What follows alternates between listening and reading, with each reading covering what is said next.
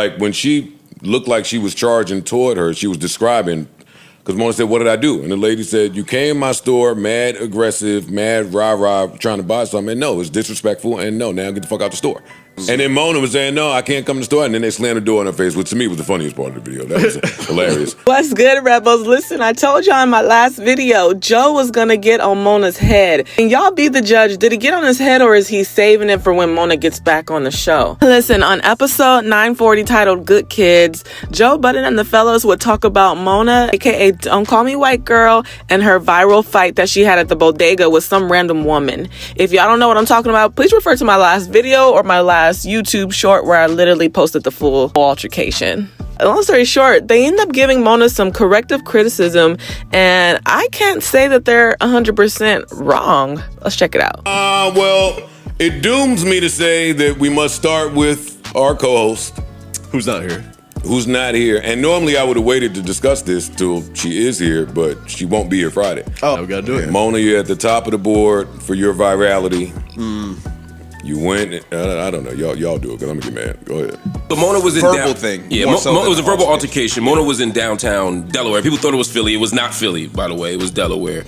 And you could see on the video her having a conversation with a woman. The woman was a little more animated than Mona at the beginning, and she's kind of walking away. And Mona, you can hear Mona saying, "If I did that to you, I apologize." Trying to diffuse the situation. Then the woman kind of walks away like, I don't want. She ain't had time for that. She goes into the store. Mona tries to walk into the store. They close the door behind her, and she's like, "Yo, basically, like, I'm trying to get in the store." She eventually gets into the store, follows the woman into the store. I won't say follows her into the store. Mona says she was going in to purchase something, but she engages the woman further, and the woman is basically like, "Get the fuck away from me." This isn't word for word, but this is the gist. And then it clips off. There were people. That's the part that people saw. There's more to the video. It's a very long video, but that's what people saw. Some people were trying to say like that Mona was antagonized woman. Other people saying Mona was scared of the woman. Other people were saying, all kinds of things. Personally, I thought, well, I have a few thoughts, but in that moment, Mona to me wasn't scared of the woman at all. Not that should be the point, but to me, she was just trying to be an adult and diffuse the situation and be like, yo, my bad if something happened, and chill the situation out. Personally, I would have just gone another way at some point, but I think it's important to note that. That's all. Somebody sent me the video on, I want to say Thursday night.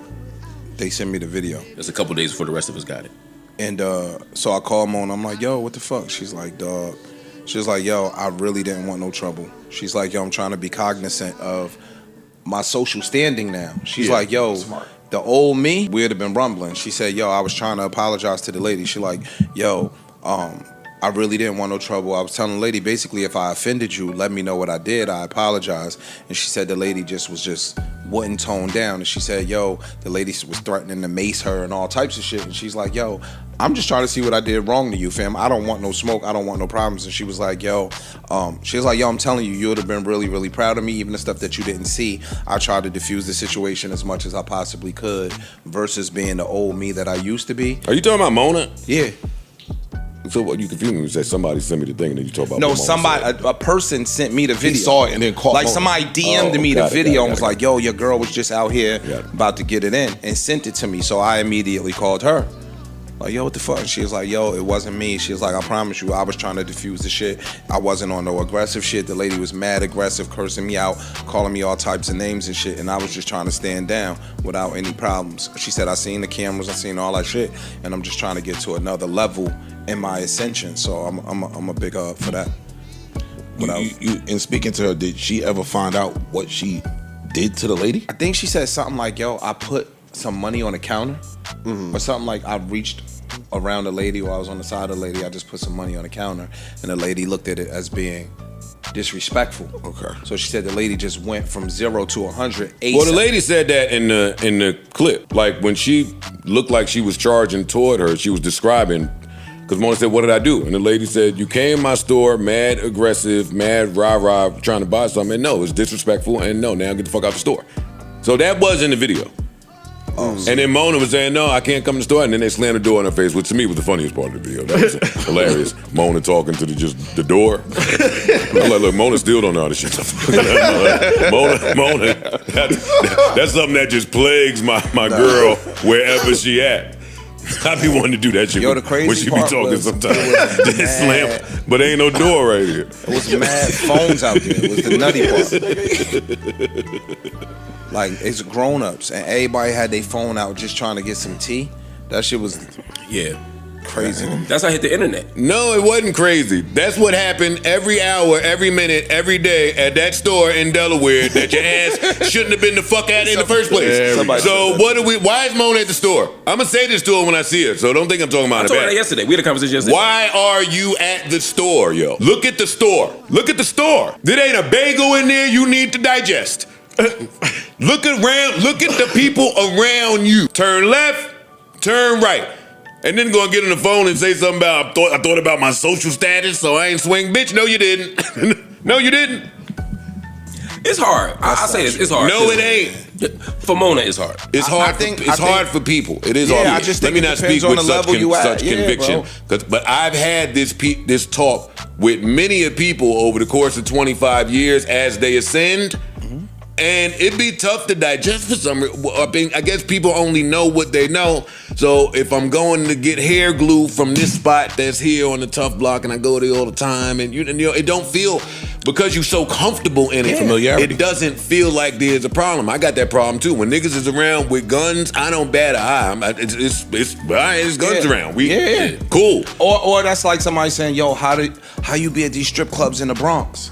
When mad niggas is scared to go there, one. Number two, at your level of success and your level of fame, some could argue you have no fucking business being there.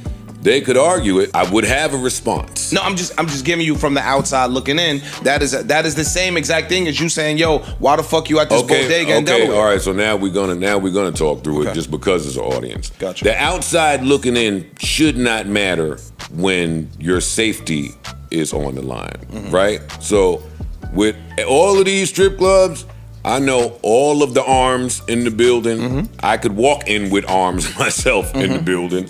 I know the security. I know the gangsters. I know this is it. It's a controlled. It's as controlled of an environment as it could be. Not to say nothing will pop off. Of course. On just a random street, not so much. I agree. You can't.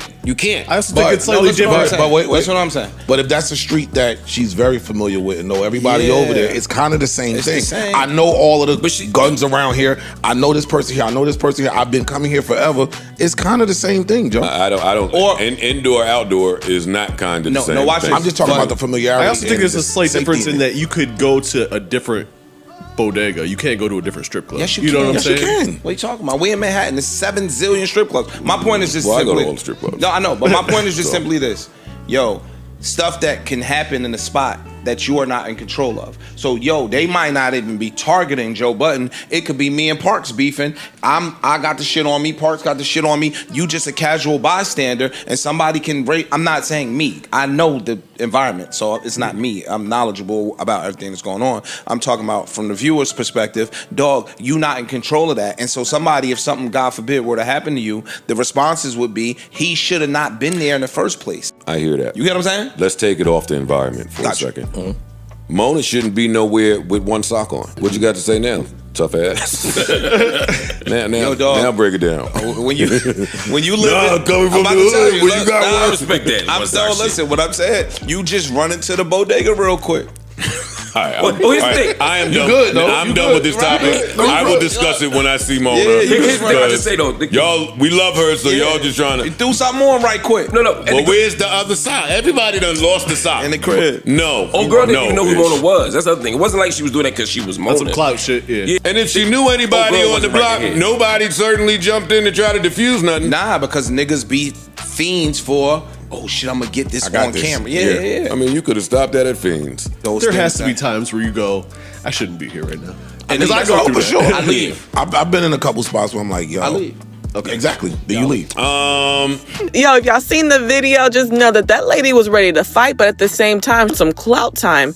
And Mona, I think, does a really, really good job reserving herself because she might have seen some cameras out or just kind of had inkling because considering her status, right? But y'all let me know, was Mona scared? Did she hold her ground? Was she trying to think of the bigger picture? And maybe she had a little tiny Joe Budden on her left shoulder talking about, on, nigga. You know you up now. Why are you in the hood? Why are you at this bodega getting a beef jerky? Like, go take your butt down the street where there's city lights and city cops. I second that. You can't go everywhere you used to go when you are a public figure, because at the end of the day, in every group of supporters, there's always going to be one hater. And what's not clicking? What aren't y'all getting from that? Like, protect yourselves. Public image, as Drake would say. Just because you didn't put your hands on her don't mean you did the right thing. You would have done the right thing the second she slammed that door in your face, baby. The store was closed.